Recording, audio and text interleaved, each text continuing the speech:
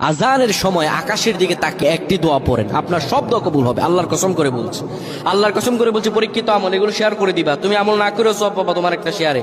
এটি যদি শুনে অন্য কেউ আমল করে তুমি আর সওয়াব পেয়ে যাবা। আজানের সময় যখন আজান হয় তখন আমরা কথাবার্তা বলি, এগুলো অনুচিত। আপনি আজানের সময় আকাশের দিকে তাকিয়ে একটি দোয়া পড়বেন। এই দোয়াটি আমরা অনেকেই পারি। এখন বলবেন হুজুর কমন পড়ে গেছে দোয়া।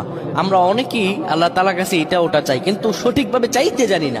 সঠিকভাবে কোনো ব্যক্তি যদি চায় আমার আল্লাহ তাকে দয়া করবেন। আল্লাহ বলেন, বান্দা উদউনি আস্তাজিব লাকুম, আমার কাছে চাও আমি আল্লাহ সব দিয়ে দিব। সুবহানাল্লাহ।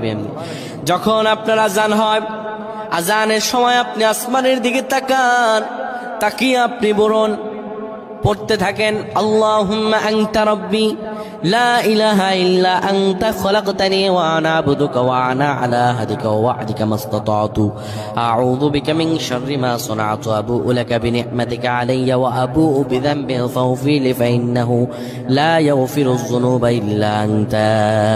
এই সাইয়্যিদুল ইস্তিগফার আপনি পড়েন, ইনশাআল্লাহ আল্লাহ সব দোয়া কবুল করে আপনাকে কবুল আর মঞ্জুর করে নেবেন। পড়েন আল্লাহু আকবার।